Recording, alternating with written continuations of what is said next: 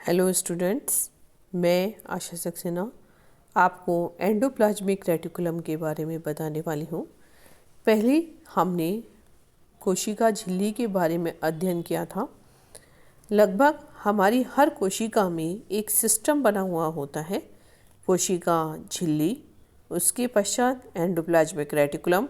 Endoplasmic reticulum से जुड़े हुए होते हैं गोल्जी बॉडीज़ और गोल्जी बॉडीज़ से जुड़े हुए होते हैं लाइसोसोम। प्रत्येक कोशिका में झिल्लियों का ये तंत्र हमेशा बहता रहता है। एंडोप्लाज्मिक रेटिकुलम दो प्रकार की होती है, रफ एंडोप्लाज्मिक रेटिकुलम और smooth endoplasmic reticulum. Endoplasmic reticulum जिसके ऊपर राइबोसोम्स पाए जाते हैं उन्हें हम रफ एंडोप्लाज्मिक रेटिकुलम्स कहते हैं। ये पूर्णतः यूकैरियोटिक कोशिकाओं में पाई जाती हैं। सामान्यतः ये तीन प्रकार से मिलती हैं, सिस्टर्नी, ट्यूबुल्स और लेमिनास। स्मूथ एंडोप्लाज्मिक रेटिकुलम्स जिन पे राइबोसोम्स नहीं पाए जाते हैं, ये केंद्रक की सतह के आसपास पाई जाती हैं और सामान्यतः ये भी देखा गया है कि ये केंद्रक झिल्ली को बनाने में भी सहयोग करती हैं। एंडोप्लाज्मिक रेटिकुलम आरबीसी में और शुक्राणुओं में नहीं पाई जाती हैं। एंडोप्लाज्मिक रेटिकुलम जहाँ प्रोटीन सिंथेसिस की मात्रा बहुत अधिक होती है, जैसे कि हिपेटोसाइट्स में, वहाँ पर इनकी मात्रा बहुत अधिक होती है।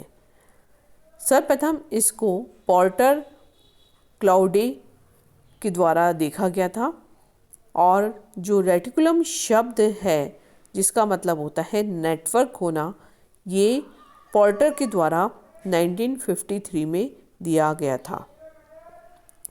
RER जिसके ऊपर राइबोसोम्स लगे होते हैं और इसको रफ अपीयरेंस देते हैं और प्रोटीन सिंथेसिस की ये जगह होती है। इन स्थानों पर जहाँ पर राइबोसोम्स RER पे लगे होते हैं, रफ एंडोप्लाज्मिक रेटिकुलम पे लगे होते हैं, उस जगह को ट्रांसलोकोन कहते हैं।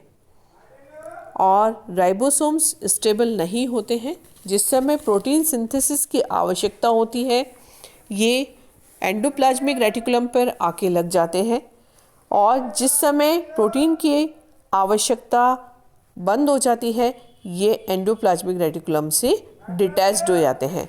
अतः RER वह साइट है जहाँ पर सभी प्रकार की सिक्रीटरी प्रोटीन्स का निर्माण होता है। स्मूथ एंडोप्लाज्मिक रेटिकुलम जो है वो विभिन्न प्रकार के लिपिड्स, फॉस्फोलिपिड्स और स्टेरॉइड्स की सिंथेसिस में सहयोग करती हैं। सेल्स जो कि सिक्रीशन से संबंधित होती हैं, जैसे कि टेस्टिस, ओवरीज, सेबेशियस ग्लैंड, इनके अंदर स्मूथ एंडोप्लाज्मिक रेटिकुलम की बहुत अधिक संख्या पाई जाती है। ये विभिन्न प्रकार के कार्बोहाइड्रेट्स के मेटाबॉलिज्म में हेल्प करती हैं और मेटाबॉलिज्म के फलस्वरूप जो ऐसे विषीले पदार्थ बनते हैं उनके डिटॉक्सिफिकेशन की प्रक्रिया भी SER के द्वारा संपन्न होती है। स्टेरॉइड मेटाबॉलिज्म, स्टेरॉइड के उपापचय प्रक्रिया भी SER के द्वारा संबंध होती है। मसल सेल्स के अंदर ये कैल्शियम आयन का कंसंट्रेशन या कैल्शियम आयन की सांद्रता को कंट्रोल करती है।